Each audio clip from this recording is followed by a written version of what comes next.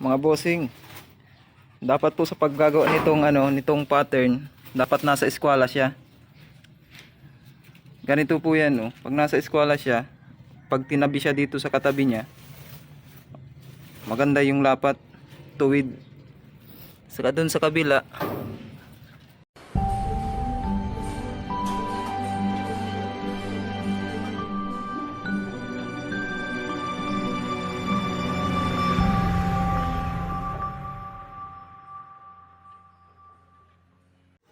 hello mga bossing. Ayan po, nagtatapping po ako dito sa flooring. Ayan po, yung design niya parang tiles. Parang stone tiles. Ayan po. Lahat po ito lalagyan ng ganyan.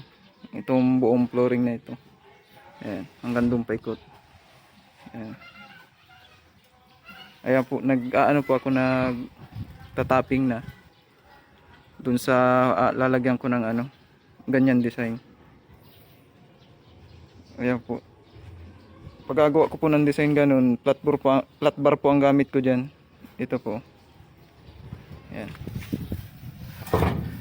Ito po ang nilalagay ko dyan. Ayan po. Paglalagay po dyan, pag medyo matigas ng kaunti, yung medyo malambot pa. Ayan po, saka po ginaganyan. Ididiin po siya para makita yung design na ganun. Ayan po. Kailangan din po eskwalado yan, katulad ng tiles. Kasi pag hindi siya eskwalado, yung takbo niya, hindi maganda yung takbo niya. Meron siyang sisiwang. Oh, dikit-dikit po yan eh. Parang tiles din. Ayan po. Saka po yan, libilado din. Ito pong tansing ito, libilado po ito. Ayan, nakalibil po yan dun sa dulo. Ayan, saka dyan po. Ayan. Ito po ay lalagyan ko pa ng ng halo. Yan doon. Yun po, lalagyan ko na siya ng ng puro. Pupuruhin ko na yun. Ayan po. Medyo matigas na po kasi doon. Pupuruhan ko na siya.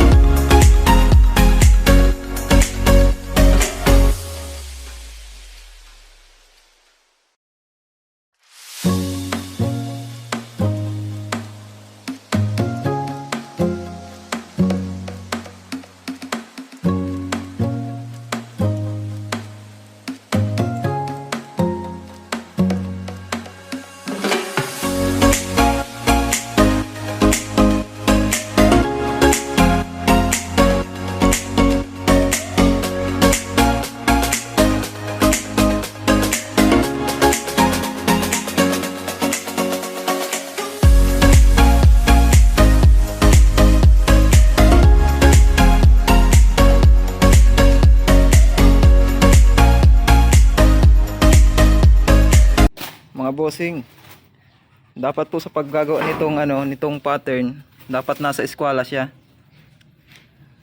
Ganito po yan, no. Pag nasa eskwela siya, pag tinabi siya dito sa katabi niya, maganda yung lapat, tuwid.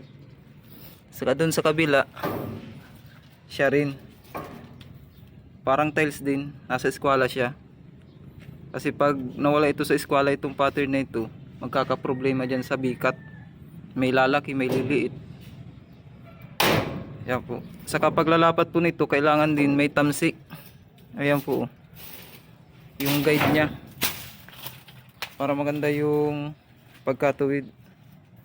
Ayan po. Meron din pong tamsing ganito. Ayan. Ganyan po. Sa pagkakabit po nito, ganito lang. Pupukpukin lang siya dito para lumubog. Makita yung design. Ayan po. Saka ito pong niya, pag dudugsong na naman, pag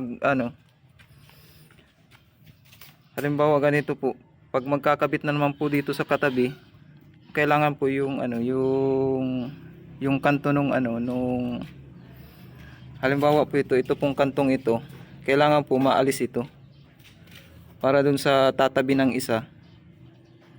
Ayan po, para yung bikat pag lubog niya naka pa rin siya, korte. Kasi pag ito ay hindi naalis, tumigas, mahirapan po niyan. Ayan po, ito pong guhit na ito kailangan maalis yan. Ayan po. Kasi sa sunod na patong, ayan po, sunod na patong, dito din siya yung pattern, dito din siya lalapat. Dito sa kantong ito. Kaya magkakaguhit din yan. Ayan po. Ayan po, tipid po yan sa sa tiles. Magandang tingnan.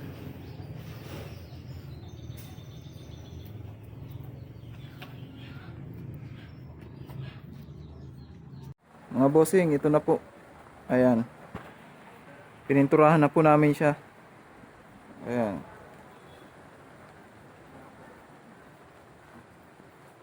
Ayan po.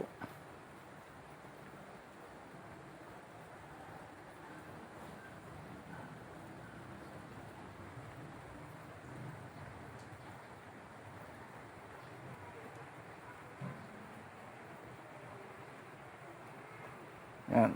Salamat mga bossing sa panonood sa akin channel.